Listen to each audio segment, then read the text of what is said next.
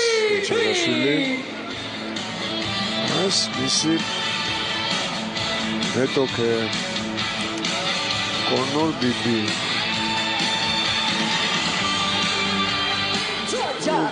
საკუთარი თავისუფალი ჭიდაობა ძალზე პოპულარულია. კოლეჯები ამაყობენ თავიანთი სტუდენტებიც, რომლებიც სპორტში არიან ჩართულები და აი უკვე ჩვენი ლეგენდარული სპორტსმენი ლადო ხინჩეგაშვილი. ლადოს დიდი წარმატებები ამ ზონაში არა აქვს 65-ში, თუმცა უასპარეზოში. საინტერესოდ არის ორი ქულა, არის ბატონო.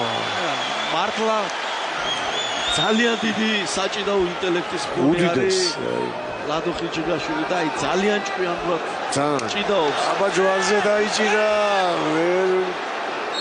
ვერ დაატრია. არა უშავს, მაგრამ კი ბატონო. არა უშავს. საკმაოდ კარგად არის მომზადებული ლადოც, მიუხედავად იმისა, რომ დიდი ხანია შეჯიბრებაზე აღარ გამოსულა კარიერისა, რომელშიც აქტიურად ის ხიბლია გამას, რა თქმა უნდა. და აი უპირატესობა კიდევ ლადო ხინჩეგაშვილის. აი ეს ოლიმპიადაზე რას გააკეთა? რა კარგი იყო, რა კარგი იყო. ძალიან ლამაზი სამი აგებდა იმ ოლიმპიურ ფინალს იაპონელთან. ეს მისი ერთ-ერთი საუკეთესო ილეთია, რომელიც ეფექტურობით გამოირჩევა.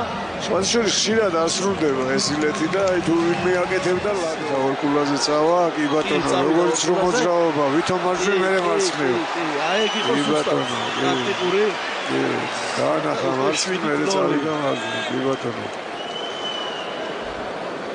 სამი ქულა შორებს აშკარა უპირატესობას.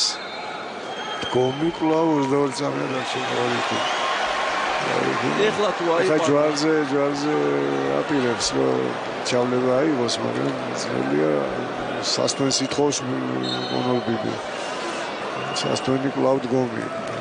აქტიურა ესე, ადრე უნდა მოენდომებინა. ნახეთ როგორ აჩვენებს და იქეთ შეუულია კონჩეტევა. აი ჩვენი ხათრით იყო ეს. აი რასაც ვამბობდით. აი რა გააკეთა ეხლა ნახეთ როგორი მოძრაობები უკეთა და დაიჭირა მე აშკარა უპირატესობით გამარჯვება. საჩუქარი გამიკეთა და საერთოდ ჭირდებოდა სრიტონს იგებდა რაღაც ნახილის ნიშანი დაუსვა მის გამარჯვებას. ოჩახ ლადო და მადლობა ლადოს ასეთი ვაშკაცური და ბოლომდე ჭიდაობისთვის და რა თქმა უნდა გენო პეტრიაშვილსაც მათ ორივემ და